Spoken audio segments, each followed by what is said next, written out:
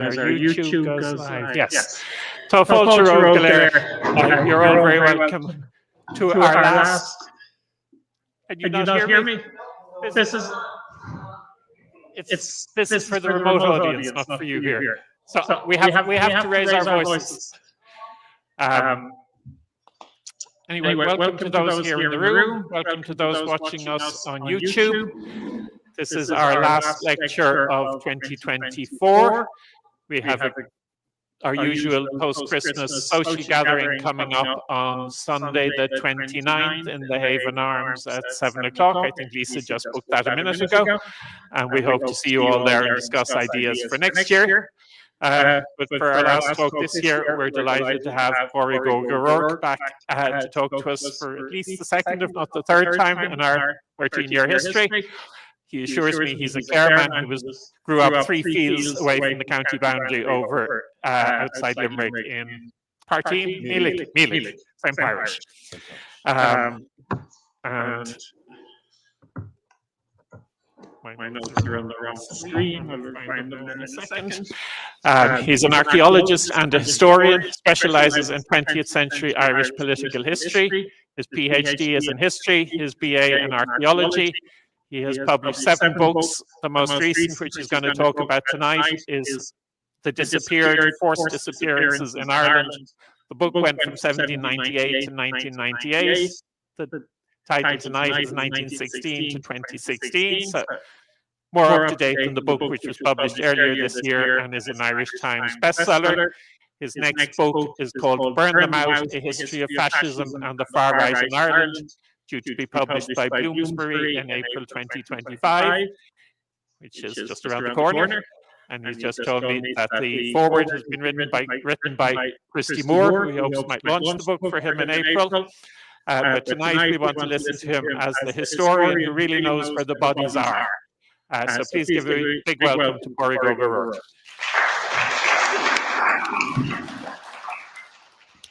Okay, you can all hear me? You're picking up okay for audio, Paddy? Yeah. Super. So, Paddy, míle maith agat as an chora sin agus móríomh agus míle maith agat as op mhór chomhlúidir ar an ihe for Gearach seo. Now be borha, okay? Relax, don't worry, the talk itself is in English. But I'm always like to do my introductions, finish up, and happy to take questions in Irish as well if needs be. So what I'm going to talk to you about today is what's colloquially referred to as the disappeared. Hiding bodies in bogs has been part of our, and sometimes in lakes, sometimes at sea, has been part of our political and military history for at least 200 years, possibly longer. And this, I'm going to talk in particular about some Clare cases. I'm going to give you an overview of kind of the 20th century. And I'll talk in particular about this case, which happened about half an hour ago in Kilmichael Ambush. This was the grave of Private George Chalmers out of the bog, and my research led to his body, or what was left of it, being recovered and reburied in a British military cemetery. So I might finish off with that, or 1 or 2 other stories related to Clare. But when we say, I'll go, Paddy. Yeah. You need to mute your speakers. F4 or function F4. That's done the job. So when we say the disappeared, usually we think of the North as the context it comes up in, and the recent troubles or the recent conflict there. So we're going to talk about what the disappeared are. It's not just something that happens in Ireland. We're going to talk about the fact that it wasn't just the IRA who did this. The British Crown Forces have been known to disappear people as well, though never on the same scale. We're going to talk about difficulties surrounding the research of the disappeared, number of people who are disappeared because it's being grossly exaggerated, the recovery of these bodies. George Chalmers, I'll tell that. What happened to him, and identifying and recovering the remains. Are there still bodies buried in Clare? Yes. Are there still bodies buried within about a 10-minute drive of here? Quite possibly. And maybe we'll have time for questions at the end as well. Give me 1 second to sort out the sound for the remote audience. If we can. No problem. Hello, remote audience.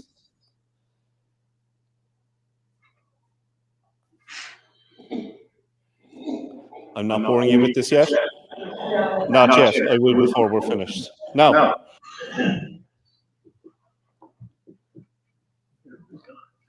I think Paddy has a sort. So, who are disappeared? Forced disappearances are common in conflicts worldwide. Spanish Civil War is probably the best case in Europe. We're talking about 140,000 people disappeared during that conflict. By both sides, the Republicans, the anti-fascists did it as well, but primarily Franco and the fascists were responsible for most of them because they won and continued doing it after the official civil war had ended. The current Syrian civil war, we're talking about an estimated 75,000 people disappeared by Amnesty International. What we mean by disappeared is it's taking a military opponent who's captured, executing them, burying their body in secret. It can be taking a civilian who is opposed to your political movement, or if you're in the government, they are opposed to your regime, taking them, disappearing them, hiding their body, never letting their family know what happened to them. In the context of the Troubles in the North, you'll often see the figure thrown about that there were 17 people disappeared. That's actually only half the number, okay? There were at least 32 people disappeared. The reason why you'll see the figure 17 thrown about is that's how many of the bodies were still missing at the end of that conflict in 1998 with the Good Friday Agreement. For example, people like the German industrialist Thomas Niedermayer had been killed by the IRA, his body hidden, but it was found years before the peace process began. And what's shocking to a lot of people, particularly down here in the south, is that 4 times more people were disappeared during the War of Independence by the so-called good old IRA than were disappeared by Martin McGuinness and his buddies in the Northern Conflict. And one of the best known stories from the Northern Conflict, Captain Robert Nairac, if you're familiar with him, a British Army intelligence officer, captured, executed by the IRA, his body hidden, and there was recently a search for it in County Louth, which did not find his remains. He's one of, I think, 4 people still missing from that conflict. Some of you may be watching this on TV at the moment. Disney Plus or FX, say nothing. It's primarily about the Price sisters, their time in the IRA in the North, and the disappearance of Jean McConville, which is still very much a political issue. Mary Lou MacDonald was only asked about this yesterday by the Irish Independent as part of the general election campaign. So there's a bias in the public understanding of the disappeared. If you look at something like that series I mentioned, or most newspaper coverage, it never mentions the fact, or rarely ever mentions the fact, that the British Crown Forces, be it in 1916, it happened actually during the Rising, the South Staffordshire regiments, the North King Street Massacre, we won't go into that now, but the British throughout the War of Independence and even in the conflict in the North also disappeared political opponents. And the number of those disappeared by the British, while that is often downplayed, the number of those disappeared by the Republican paramilitaries is often continually exaggerated. So just to talk about some of the victims of the disappeared from the War of Independence, 2 civilians, Thomas Hodgett, who was a postmaster from Navan, Nicholas Prendergast, an ex-soldier from Fermoy, both very pro-British in their politics. Hodgett would have been a loyalist, Prendergast would have been a home ruler and a First World War veteran, both killed by British Army and RIC, and their bodies disappeared. IRA volunteers, there's a number of them, particularly in Galway and in Mayo, who were disappeared by one single unit of the RIC auxiliaries. And a very well-known case then is of this guy, Father Michael Griffin, who was a priest and an Irish language activist in Galway, would have had very strong Republican sympathies, and he was abducted by members of the RIC, executed, and his body hidden out in what was then a very remote spot. You can see it marked here now, this modern-day monument. The thing about those disappeared by the British is that in almost all cases, their bodies have already been recovered, and that's probably why it's less well known. The Loughnane brothers, this happens on the Clare-Galway border. These two brothers, Patrick and Harry Loughnane, were both active IRA volunteers and members of Sinn Féin during the War of Independence. They were abducted by the Royal Irish Constabulary, or arrested by them officially, in November of 1920. They were taken away to, I think it's Lenadoon Castle. They were held prisoner there, and the official British account of what happened to them is just that they disappeared. The sentry heard voices outside, he turned his back, and these men who were in a castle under armed guard by dozens of experienced, battle-hardened First World War veterans, that these two guys simply slipped past them and disappeared. And their mutilated bodies were found in this pond 10 days later. This is up near Shanaglis and Gort. Again, you're talking about the Galway-Clare border. Look away if you're sensitive. The next photograph is very graphic. This is what happened to their bodies. These are their bodies before burial. You can see that Harry's head has been blown off by a hand grenade, and 2 of his fingers were chopped off as souvenirs as well. This is the kind of thing that happens in conflicts like, for example, it was done to the Japanese by the Americans in World War II. It was done to the Viet Cong by the US and sometimes Australian forces as well in Vietnam. And, you know, psychologists who look at this often say it's done to somebody who you consider racially inferior. Patrick was so badly beaten, you can see him here on the other side, that his skull collapsed, and a diamond shape, which was the insignia of the RIC auxiliaries, was carved into his torso. So this is what's known as a trophy kill. Those fingers that were chopped off were probably kept as souvenirs as well. They attempted to destroy the bodies by setting them on fire. They couldn't bury them because it was the end of November and the ground was too frozen, and that's why they ended up in the pond. So the first priority in researching this subject is establishing how many people the IRA disappeared between 1916 and 1923, because that's when the majority of people disappear in the 20th century. So RTE News said in 2018, historians estimate that 200 people were disappeared by the IRA between 1919 and 1923. What historians? Okay. Professor Emeritus Ewan O'Halpin, formerly of Trinity College Dublin, said in a TV3 documentary, In the Name of the Republic, at least 200 of the IRA's opponents were abducted, executed, and their bodies secretly disposed of. Now, as far as my research indicates, this is a gross exaggeration. They're doubling the numbers. So as part of that TV3 documentary, there was, and I think you'll still find it online, it's called In the Name of the Republic. There was an excavation in 2012 as part of this TV program searching this field. I think it was in County Laois or County Offaly, looking for bodies. The excavation found a sheep's tooth and the remains of a lime kiln. Okay. And the reason why they thought there were bodies there was because a guy who had owned the field previously was called Jack Walpole. He was an old bachelor farmer, and he would scare local children, including the current owner of the land, by telling them that there were bodies buried on his field. And when he ploughed the field, his horse could sense where these bodies were and wouldn't plough over it. So essentially, he could locate the bodies with his psychic horse. But modern scientific methods in archaeology found nothing. So again, there's a lot of stories about the disappeared and bodies hidden here, there, and everywhere. You have to be very careful about them. In the modern day, I mentioned Captain Robert Nairac. There was, this is incorrect actually, it wasn't the Independent Commission for Victims' Remains, it was An Garda Síochána searched for the body of Captain Nairac based on information provided by this lady who claims to be a psychic. Her name is Diane Lazarus, or at least that's her stage name, and this former British Army soldier, Alan Barry. And they claimed they'd identified the exact spot using her psychic powers and cadaver dogs he got. And then there was a search of the spot. Archaeologically, it was pristine. No one and nothing had ever been buried there. That's your taxpayers' money the Garda Síochána are spending there, right? 2011, the Garda Sub-Aqua Unit searched in Waterford for the body of, this was a very high-profile murder case, Mr. Moonlight, Bobby Ryan. This was based on a tip from a psychic. This came up in court, was reported in the Irish Times. His body was not found in Waterford. It was found in Tipperary. Okay? So believe it or not, psychics still climb all over this stuff. And it's one of the big problems when you're researching this. People come to me the whole time with ghost stories, psychics, all this kind of stuff. It's probably based in what in folklore is known as the unquiet or restless dead.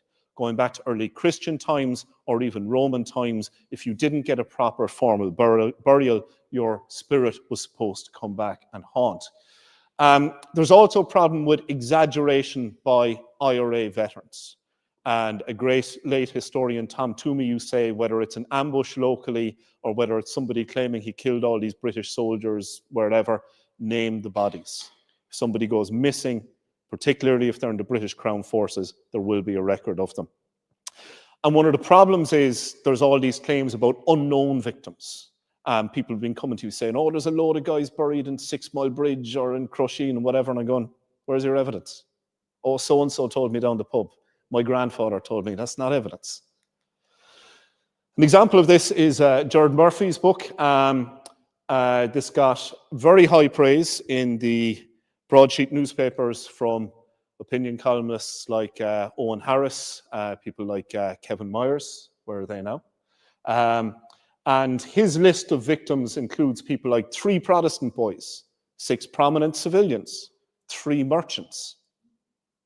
That's, that's not how history works. We don't end up with 12 anonymous people when we write a book.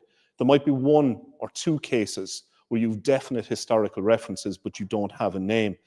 And Gerard Murphy attributes this to, and I'm quoting the exact page numbers in his book here, has to be out of context, a spectacular cover-up, a big conspiracy to hide all these killings led by the press, the British community, or the Protestant community, and the British government. So he claims there's dozens, hundreds of people missing in Cork, and there's been a cover-up. Is this credible? People do not just disappear without a trace. Maybe if somebody is living on the margins of society, if they're homeless, if they're an ex-soldier with post-traumatic stress, and they maybe have a dependency on alcohol or something, and they've lost contact with their family and they're not accepting social welfare, maybe in that case, you can disappear if you're a vagrant. But what happens is, for example, in this case, this is from the Irish Examiner, and this is of a young 15-year-old boy, almost 16, called Edward Parsons. And this is a notice his family put in the Cork Examiner, looking for information about his disappearance.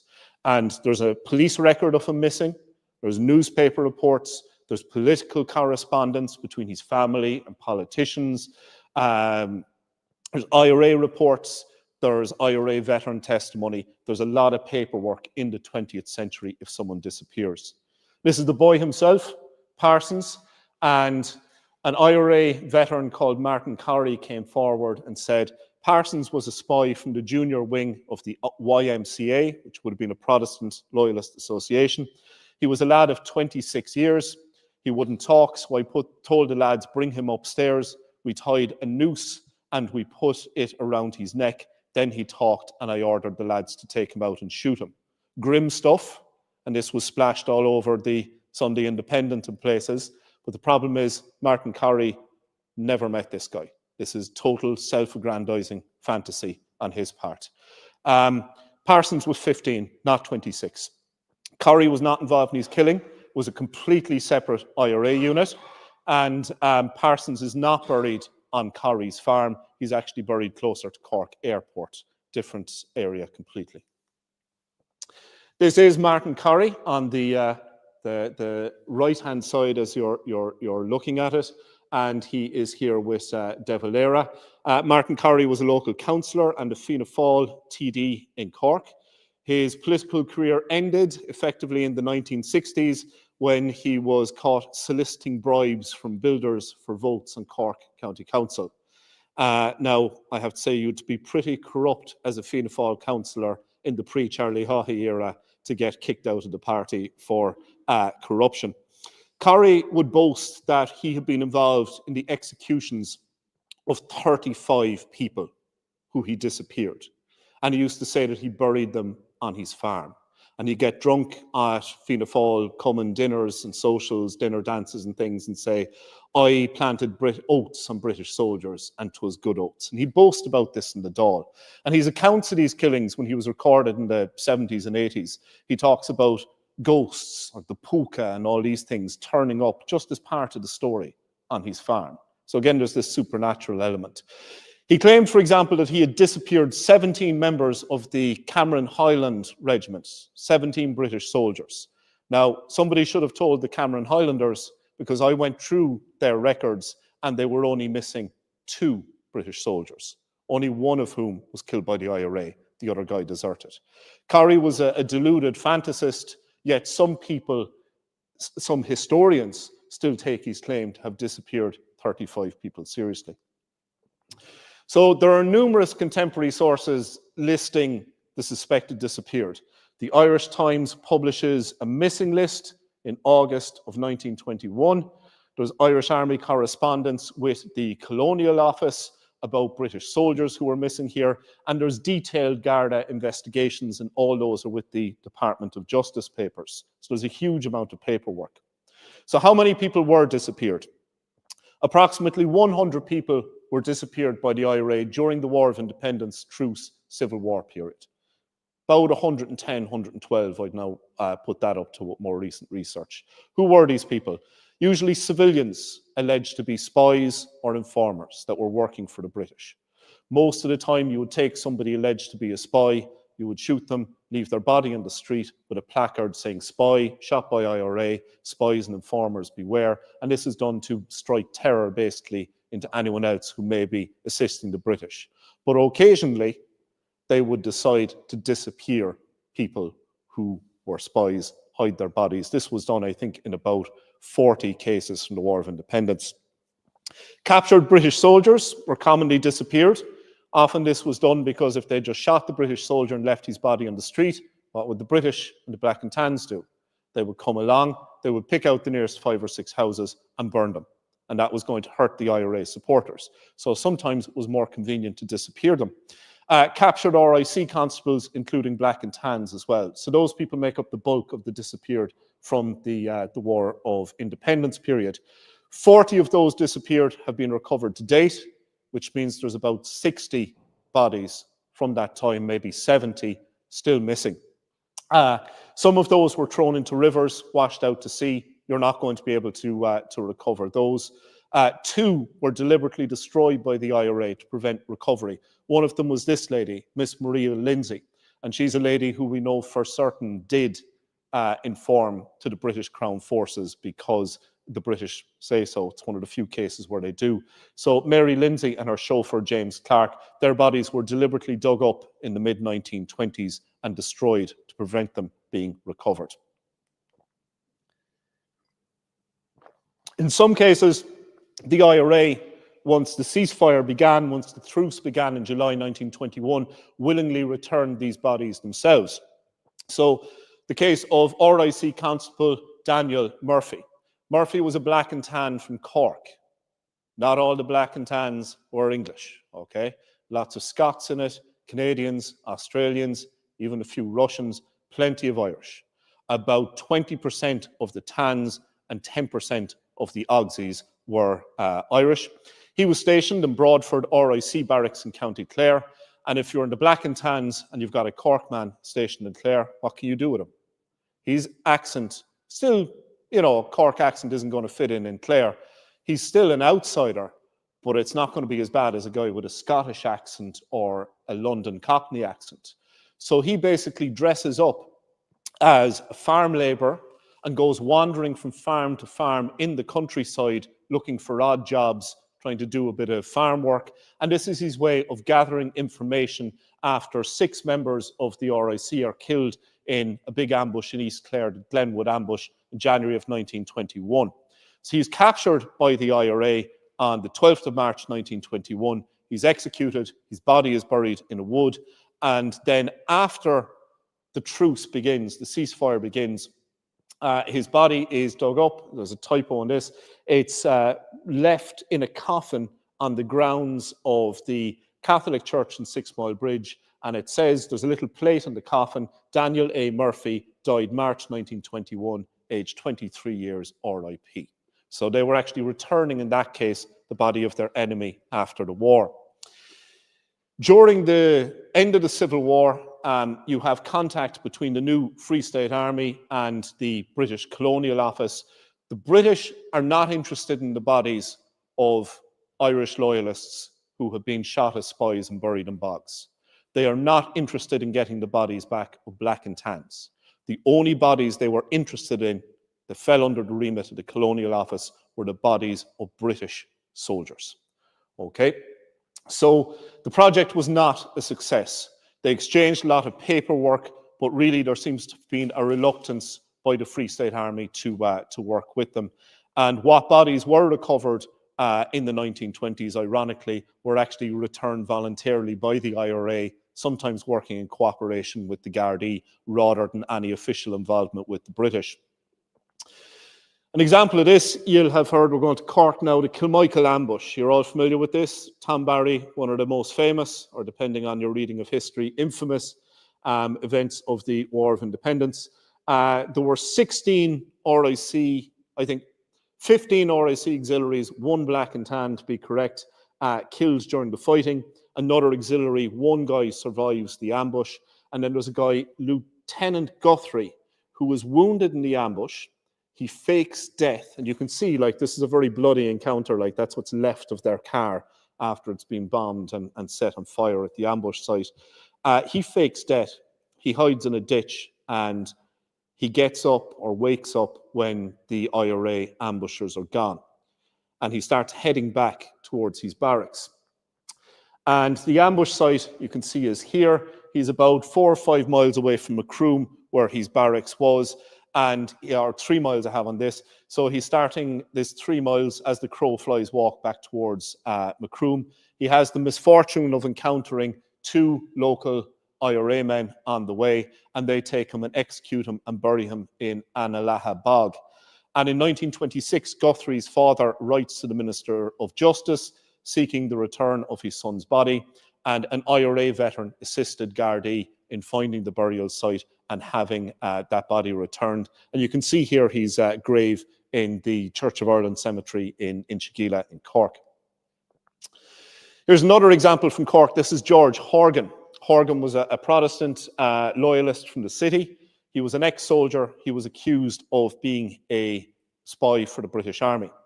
So he was executed by the IRA in December of 1920, and his mother wrote to Michael Collins and to the Free State Army seeking information about his fate.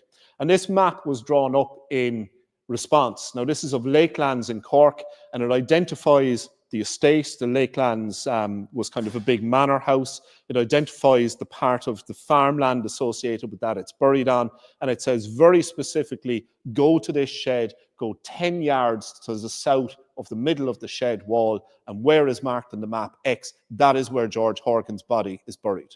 And this information is given about 1 year, 2 years after the body is buried. So you can't get more accurate than that, drawn by an IRA veteran. That is the Ordnance Survey map from the time. I have found it exactly according to the hand-drawn map. There is the shed, 10 yards south of it, X marks the spot.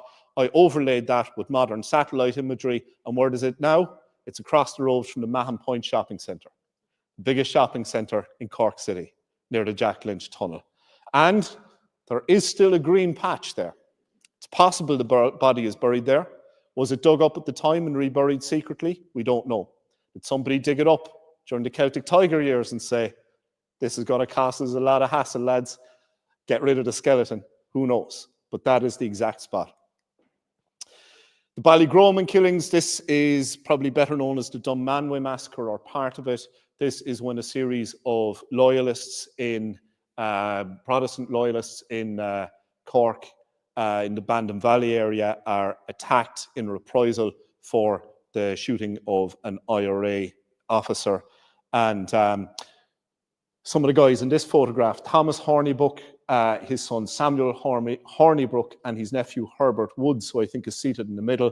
The IRA officer is shot during an attempt to basically commandeer their car at their house, and the Hornibrooks are taken away. They're executed. Their bodies are buried on local farmland or in a bog. And they were left there until the 1940s, when the family working with the Gardaí had them dug up. This is 1948. And people said, we don't want any hassle over this.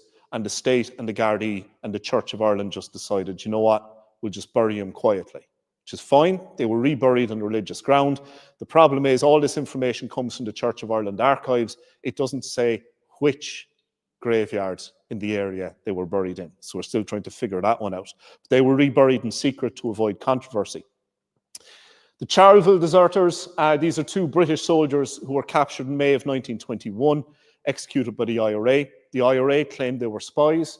The British used what I like to call the Nelly the Elephant excuse, that these guys run away to join a travelling circus. How credible is that? I think more than likely they were disappeared, or they were deserters. They got fed up with life in the British Army, decided they'd run away from the army, try something else, not the circus probably just try to slip back into civilian life. And in 2019, my research colleague Andy Bielenberg of UCC managed to find the identity of these two soldiers. Their bodies had been dug up in the 1950s by a local farmer. They were reburied in the main cemetery in Charleville under this British Commonwealth War Graves headstone, which all British soldiers killed in Ireland during the War of Independence get, which, by the way, the Irish government pays for, not the British government. If you were killed in the War of Independence or the 1916 Rising fighting for the Republic, your grave is put up by your family or local Republicans or the National Graves Association. If you're a British soldier killed here trying to oppress Irish independence and the establishment of a republic, we, the modern Irish state, and our tax money pays for your headstone. Incredible. Bodies turn up as recently as the 1990s, and as I'll tell you, like a few years ago, Thomas Kirby was an identifier. His body was recovered in 1990. What is an identifier? Well, we all know what an informer is, or a spy is. There's somebody who goes out, gets information, passes it to the British, maybe puts it in a letter, maybe meets a black and tan at the back of the pub and says it. An identifier is more dangerous, and this is the term the British Army use for them. An identifier is somebody who will actually go out in disguise, often dressed in British uniform, will go around with the British on their lorries and will say, oh, hang on, that's Pádraig Óg Ó Ruairc's house. No, he's basically on holiday. He can't be up to anything. That's Geraldine Burke's house. She's politically sound. That's Paddy Waldron's. He's an awful fenian. Quick, raid there and burn it. So they'll actually go around, and if they find Paddy inside or they find a group of people at a Keelan in the house, the identifier will pick out Paddy for us. So that's the identifier's job. So Thomas Kirby is somebody who's doing this in Tipperary. He's an ex-British Army soldier. He's picked up by the IRA. He's taken away. He's shot and buried on a hillside. And in 1990, an elderly IRA veteran on his deathbed says, this is the location of Thomas Kirby's body. I want him dug up. I want him to get a formal burial, same as I'm getting. So local people go out and they start digging. They find the remains. They contact Gardaí, and the body is dug up. And if you go to the Clonmel Museum, that is his jumper. Those are his boots, his pipe, his scapular, his pencil, okay? Because when he was dug up, I don't know how they swung this, but the museum curator at the time managed to get the remains that were on the body and have these actually kept in the museum. They even have a lock of his hair and some stuff. And amazingly, he was buried in his disguise, his British Army uniform. So you can still go there and see those today. Patrick Joyce, the first body to actually be recovered after the Good Friday Agreement was recovered a few months afterwards, wasn't somebody killed by the Provisional IRA. It was somebody killed by the so-called good old IRA. 1998, the body was discovered of Patrick Joyce. Who was Patrick Joyce? He was an informer for the British Army. Now, normally I'm very careful about what I say, and I say somebody was an alleged informer, because the British very rarely come down and say on one side or the other, was a person a spy or not. In this case, we have the handwritten letter that he sent to the British. These were intercepted and kept. Now, you'll often hear people talking about somebody being executed as a spy and say, they were innocent really, but local lads had a grudge against them and that's why they were shot or whatever. In this case, Pádraig Joyce was a school teacher. He wrote to the British. He gave them, or to the RIC in this case, he gave them information about locals who were in the IRA. He also gave them information about neighbours of his who had no involvement with the IRA, but who he was having a row with, and he wanted them locked up for a few months. School kids in his class who were causing them trouble. I know what I'll do. I'll get their dad locked up for a few months. This is the kind of thing that he was doing. And his body was discovered in 1998. And I think the person who discovered it was using a metal detector. And what set it off was Joyce's possessions were on him. He had a gold watch, his glasses, the money was still in his pockets, the coinage. And in the other pockets were the sticks of chalk. The cardboard box of chalk had rotted away. But remember, he's a school teacher. He still had the chalk preserved in his pockets. And it's amazing to think that a gold watch is buried with him and his wedding ring. His executioners shot him. They did not rob him. They did not take his watch or his money. And I'm nearly coming to the end now, but I'll finish up with some local cases from Clare. The soldier in the bog. 3 of my 4 grandparents are from Milltown Malbay in just north of here. And when I was writing my first book, Blood in the Banner, I came across people who would say, "Oh, here you're writing a book. Are you going to write about this soldier who's buried in the bog?" Never heard of this story. They said, "Oh yeah, there's a soldier. He was going out with a local girl. He was shot and buried. He's in the bog up there in Drumboyne." So I got local people to take me out and show me the spot. But I was very skeptical of it because remember, you're going to hear a lot of, and in fact, there's ghost stories and everything associated with this spot. You have to be very careful. I wrote about it in the first edition of my book, thought no more about it really until I was doing my PhD thesis, and I found this IRA report. Quote, "A private of the Royal Scots who dropped off a lorry passing through C Company area was captured by 2 riflemen after a chase." These are the IRA. "The battalion staff, being satisfied that his object was to seek information, had him executed. He did not give any information of importance." And his execution, I found documentation later, was overseen by Seamus Hennessy, and I think assisted by Stephen Gallagher, or Steve Gallagher, as he's known, that you see here as well, were the local IRA officers. So now I had a location, I had a historical report to back it up. What I was still missing was the soldier's name. So what did I do? I wrote to the British Army. I wrote to the Royal Scots, who were the regiment stationed in the area at the time. This again is up near Lahinch, Milltown Malbay, Liscannor. And I wrote to their regimental museum, and I am very sorry that I did not keep the letter, because they basically said, "Sod off, we have no information about this and we don't want to know about it." So I was very angry at this. I scrunched it up and threw it in the fire. But I kept going.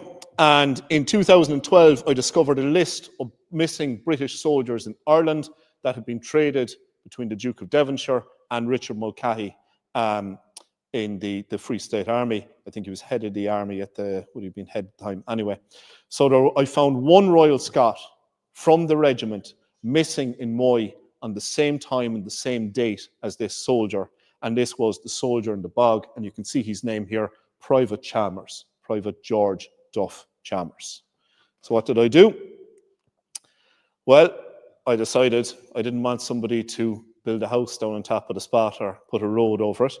So with a group of local people, including the grandson of one of the executioners, I hand-carved this basic gravestone, and I decided we'd mark the spot. Now, this is not out of deference to him. As far as I'm concerned in my politics, I'm a Republican. This guy should never have been sent to Ireland by Lloyd George, the British government, had no right to be ruling Ireland. He should have died an old man in his bed back in Scotland. He should only ever have come to Clare on holidays or to move here to live or whatever. But I said, but it is important for history that the site is marked. This is not to celebrate him. It is not to mourn him. I was one of the first people who was out opposing the RIC commemoration, but it is actually one of the rules of war under the Hague Convention and the Geneva Convention that when the war ends, you either return the body or you mark the burial place formally. So that's a younger, slimmer me taking this thing. We'd carry it about a mile into a very wet bog to the spot. And that was the spot. Local people always knew where the grave was. It was marked with a simple wooden cross, but now he had a name. I wrote an article about it in History Ireland magazine, thought no more about it. 6 years later, his relatives were over in Scotland, watched BBC's Who Do You Think You Are one night and said, let's do the family tree.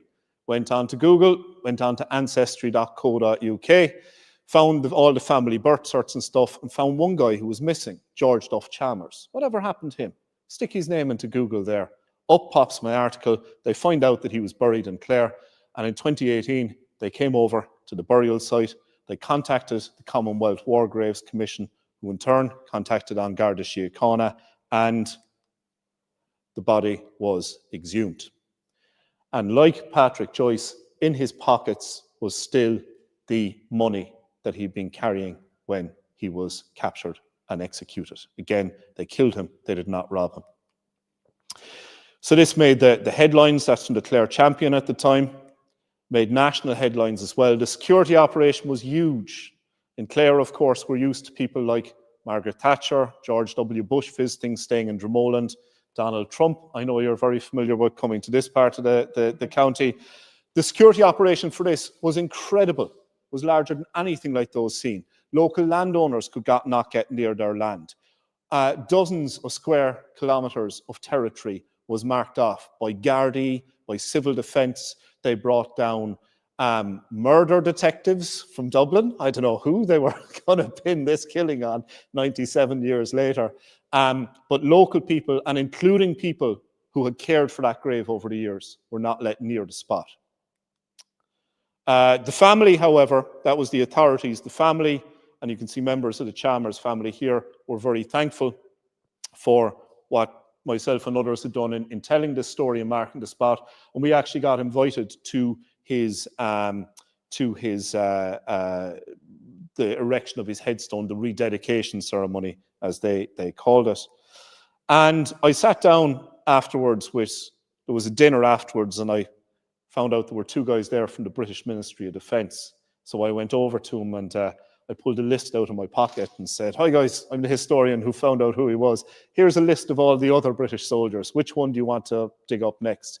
They could not get up and run away from the table quick enough, okay? Wanted nothing to do with it. What about all this stuff about there is some corner of a foreign field that is forever England? As they tell some working class guy in Britain when they want him to go out and die, they're not that interested in finding the bodies. So how many of these are still out there if I can find one and get him dug up? Well, there's quite a lot of them. This is from the Bureau of Military History. It's an account from Lieutenant Denny O'Dwyer of the 1st Cork Brigade. And he says, we captured this British Army soldier. I've identified again who that soldier is. We held him prisoner in this cottage, which has since been renovated. It was abandoned at the time. We took him 200 yards south of the cottage, or 300 yards. We executed him and we buried him there. That body is still there. Will be very easily found using modern archaeological methods, geophysical surveying, excavation, etc., if there were the political will to find it. Patrick Keeling's an interesting case. Keelan, a 19-year-old farm labourer, accused by the IRA of being a spy. He stayed in the local British Army barracks for 3 months, which is pretty suspicious, and was alleged to have been working as an identifier. He was buried in secret at a place called Garryard Wood, but Keelan's father started asking questions. I don't think he quite sought the return of the body, but this panicked the new Free State government. So what they decided to do was dig the body up And they reburied it in consecrated ground. So they could say to the father, it's okay, he's buried in the holy ground. And one of the guys was actually a guy called McKenna, an ex-IRA officer, Miles Dungan on the History Show, his grandfather. And the nearest graveyard to the wood where he was buried was where this guy, the McKenna family plot was. And he said, well, we need somewhere to bury him now, lads. We can't just bury him higgledy-piggledy. Put him into my family plot. And that's where he's buried today, with Miles Dungan's people. Miles tells that story in his book, Four Killings. I'll run through the last one or two very quickly. Captain Ned Lynch, in charge of the Milltown Malbay Company of the IRA. His father, Charles Lynch, is killed by a British Army soldier, Lance Corporal Macpherson. Macpherson is later captured with another guy, Private Robertson. They're being held near Connolly. The IRA are trying to figure out what to do with them. Are these guys deserters? Are they spies or whatever? Macpherson escapes from IRA custody. The IRA panic and they execute Private George Robertson, and his body is still buried in Ballynobog. That's the burial place to within a quarter of an acre. And again, I did the same thing. I've marked it. But when I went to the authorities and said, we found one British soldier, will I show you where the other one is? Nobody wanted to know. And I'll finish up with a local case here, more recent times, 1929. Can you recognise this is 1932? Anyone local in the photograph? Guy from Tully crying there? Right? TJ Ryan, local IRA officer in West Clare in the 1920s. This is a time, late 1920s, early 1930s, when the anti-treaty IRA is still fairly mixed in with De Valera and Fianna Fáil and so on. This is actually celebrating the release of Frank Ryan, a very famous socialist Republican from Limerick. This is his release from prison, and TJ Ryan was part of the welcoming party. Ryan was very active here in West Clare in the late 1920s. You'll be familiar with the Tully Crine box bomb, in which a member of the Guards was killed. He was behind that. And he got a particularly bad beating from special branch detectives based in Kildare. So the Guards would take him in, arrest him, and beat the lard out of him. And as I said, the IRA of this time were still fairly close to De Valera. De Valera asked questions in the Dáil about, he would have been, I think he'd just gone into the Dáil, but was still opposition. And he asked questions of the Minister of Justice, I think was Desmond Fitzgerald, about his constituent TJ Ryan's treatment. And he was told that Ryan, who was a farmer, was kicked by one of his cows, and that's how he got all the bruises. I managed to find this song online, Fitzgerald Kenny's Cows, which is about that incident. But why I'm telling you all this is TJ Ryan disappears an alleged spy in 1929. A guy called Patrick Murray, 22 years old, disappears 22nd of May 1929. An apprentice tailor from Ballyduneen, Kilmichael, and he was a member of the IRA's West Clare Brigade at the time. It's alleged that he had been questioned by the Gardaí. He broke and gave information about the local IRA and where what was happening, where guns were being kept, and so on. So Murray went for a walk near his home with two neighbours who were friends of his. He bid them good night. His friends walked on to wherever they were going. He turned back to walk for his home, and he was never seen again. And the Clare Champion reported, he has vanished completely as if the earth had opened up and swallowed him. His disappearance has caused a sensation, and sinister rumours are now circulating. And his remains have never been found. And it's widely accepted that TJ Ryan had him disappeared and buried somewhere. The story is that Ryan went to Sean MacBride, very much regarded like De Valera as being an Irish statesman. I think MacBride has a Peace Prize. I'm not sure if it's the Nobel Prize, but he was certainly very well known and connected politically. And he's alleged to have said to TJ Ryan, drop him, i.e. Patrick Murray, in a bog hole somewhere. Where is that bog hole? Patrick Murray, according to which story you believe, is either buried in Durrygeha Bog, anyone know where that is? Or maybe Durryshane Killeen, both out near Cranny, I think. So you may have a body out that direction. Is anyone looking for it? Will anybody find it? Who knows? So again, as I said, I've talked to people from the Ministry of Justice. I've talked to people from the Gardaí. I've talked to the Commonwealth War Graves Commission. Absolutely no interest. I have to say, in fairness, the Independent Commission for the Location of Victims' Remains, who have been responsible for finding all the bodies that have been found in the north, they do amazing work. Some of their officials were exceptionally interested. However, they have been told by the government that they are not to step outside the years 1969 to 1998. Now, why is that? Well, the Irish government don't want to tarnish the reputation of the good old IRA of the War of Independence. It's very hard to give out to some Sinn Féin politician in a debate this week about, sure, look at you, you're all murderers, what did you do to Jean McConville, where's Robert Nairac's body, all this sort of stuff. That doesn't really work if somebody then can say, well, you think De Valera was a hero. What about Mary Lindsay's body? Where's that? What about George Robertson's body? Where's that? And often we think the things that the IRA of the 1920s did, or that happened in the 1916 Rising, or in the Civil War, depending on what party you're in, they were fine. But if you do something similar in the north, or you do it in more recent eras, that suddenly is wrong. You're in a different moral area. And I can never figure out how people can draw a line. Often you'll get people saying, they'll talk about Michael Collins and De Valera's founding fathers, but they fought a clean war. They never would have shot prisoners. They never would have shot innocent people as spies. They never would have bombed pubs. Well, actually, all of those things were done by the IRA in the 1920s. And remember that the old IRA disappear 4 to 5 times more people in 3 years than the provisional IRA did in 30 years. So that's why the state here isn't that interested. And if we go and look at the British, well, this is very embarrassing for them. The British don't want to dredge up embarrassing stories. They have this very carefully crafted, heroic narrative of the First World War, the Second World War. We were the good guys. Do not talk about what British troops did in the Empire. Do not talk about Ireland. This stuff is not taught to them in Britain.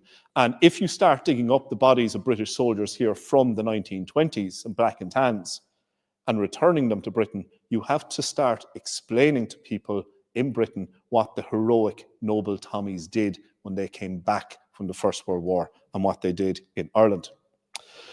So that's just about me and wrapped up. I think I'm slightly over time, so I'll finish up. I do have a book based on all of this. It's an Irish Times bestseller. I have copies of it here on sale for €20, available in all good bookshops and plenty of bad bookshops as well.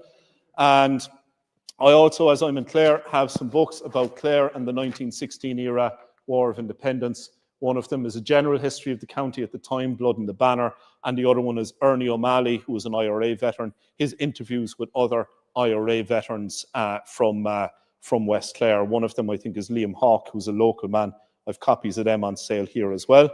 I have a new book coming out in April on a different subject, equally controversial, a history of fascism and the far right in Ireland, entitled Burn Them Out. That'll be out in April, as I said. So, Shine, Anisha Guive, Guramir Mahagaf.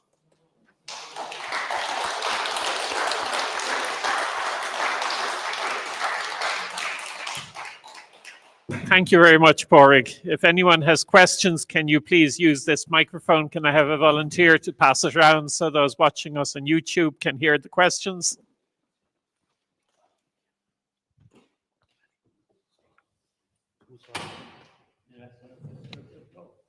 No. I'm planning to do the volunteer. This will be a first now if I have no questions. Michael has come forward one. Good stuff. And then we have one from the man over here. Martin Corry. Is that working, is it? Yeah, shout into it. Okay. Martin Corry. His father came from Carrigaholt. Yeah. So there's a big West Clare connection there. There's a lot of relations around the Carrigaholt area still. There was indeed Martin Corry, as you mentioned there, the Fianna Fáil TD in later life, the IRA leader, who I mentioned there, who claimed to have killed a lot of people. He didn't claim. His father was an RIC constable. He was from County Clare originally. Of course, a lot like the Gardaí today, you're not allowed to be stationed in your home county. So he was moved down to Cork. And initially when Martin Corry, he retired, his father retired out of the RIC with quite a good pension, and he got a good deal on a piece of land, which is where these bodies were supposed to be buried. And there are some bodies there, but not as many as Corry would claim. But yeah, when Martin Corry initially attempted to join the local unit of the IRA, they were suspicious of him because he was seen as being an outsider from a different part of Cork, but also because his father, the Clare man, had been a peeler, had been an RIC man. They were initially suspicious of him as well. Pádraig, your talk was very well delivered and clearly well researched. Thank you for a wonderful presentation. Early in the talk, you mentioned two men. I think one was Hodnett, and I think they were disappeared by the British. Yep. But I had the impression, or maybe wrongly, were they British supporters at the time? They were. So one of them was Tom.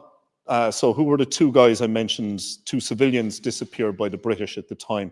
One of them was a guy called Thomas Hodgett. Hodgett was a postmaster in Navan. The post office obviously was a place that a lot of telecommunications came in and out of. Telegrams, phone calls, etc. It was a hub of intelligence gathering. And you would have had both the IRA and the British trying to get their people in. Now, Hodgett was a Protestant. I've heard it said he was an Orange man, but I don't think that's true.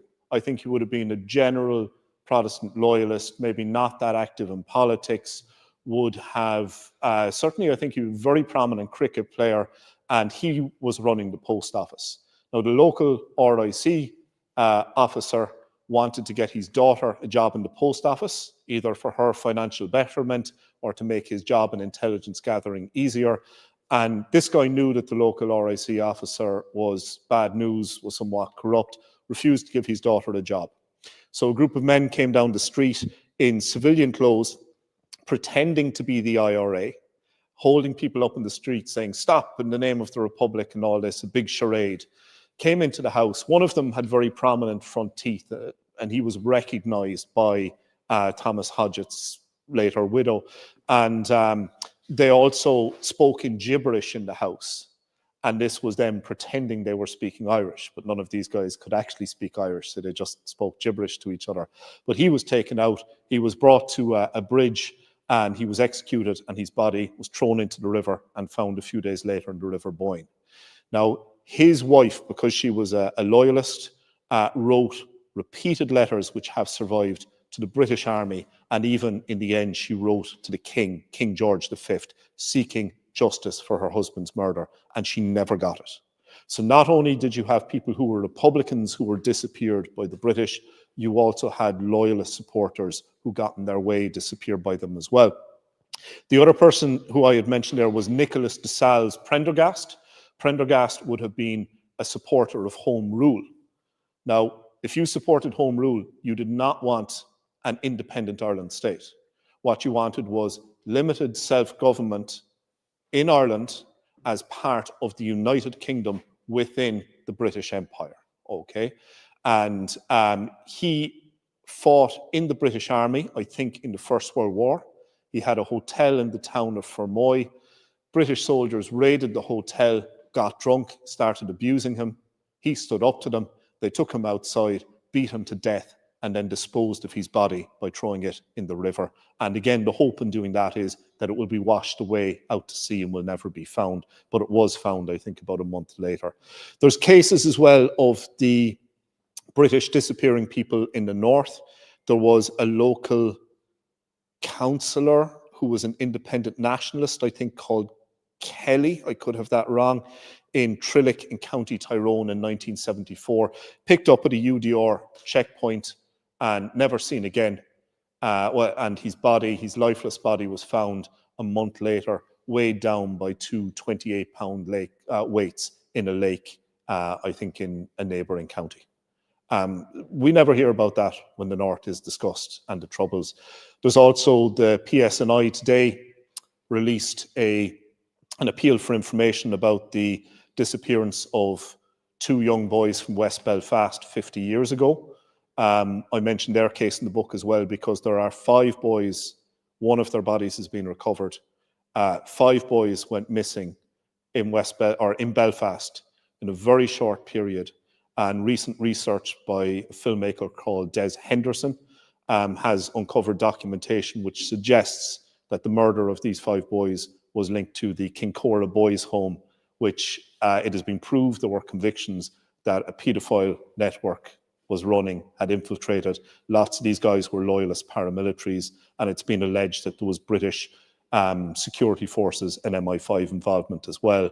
But funnily enough, the British have sealed all the files on that. But 1 or 2 pieces have slipped through, and there's an amazing documentary about them called The Lost Boys, Belfast Missing Children. And if it ever gets released on Netflix and stuff, I'd encourage you to watch it.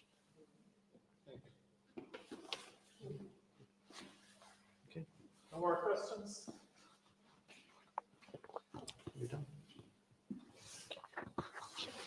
And no questions online, but Brian Comerford says, brilliant, Pádraig. And Lisa, our chairperson down the back, is reminding everyone, if you haven't bought our 2025 calendar already, that's for sale on the way out after you've bought Pádraig's books here on the left. Thanks again, Pádraig, for a fantastic lecture. Enlightened a lot of us, I think. And just to remind you, no lecture in December. It would have been New Year's Eve. Instead, on Sunday the 29th, we'll be gathering at 7 o'clock in the Haven. That's all booked now, Lisa, I think, isn't it? No? We forgot, but we will book it shortly. And we're back here on... Someone better tell the Haven. Someone better tell the Haven. We're back here on what date in January? And apologies to those on YouTube, I forgot to put my face up on the screen. I can't find the page with the date for January KDHS lecture. The 28th of January, of course. New Year's Eve is the 31st. The 28th has to be a Tuesday. Our very own Paul O'Brien is going to talk to us about building Liscrona, an 1850s West Clare holiday home. He has given this talk before, and it's a fantastically detailed account of how Michael O'Connell's great-grandfather was paid 3 shillings or a guinea or something for a load of stones for the building of this house. So happy Christmas to everyone.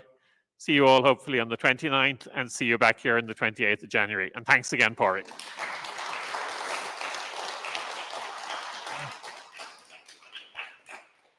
I'll give this back to you, Paddy, lest I broadcast something defamatory.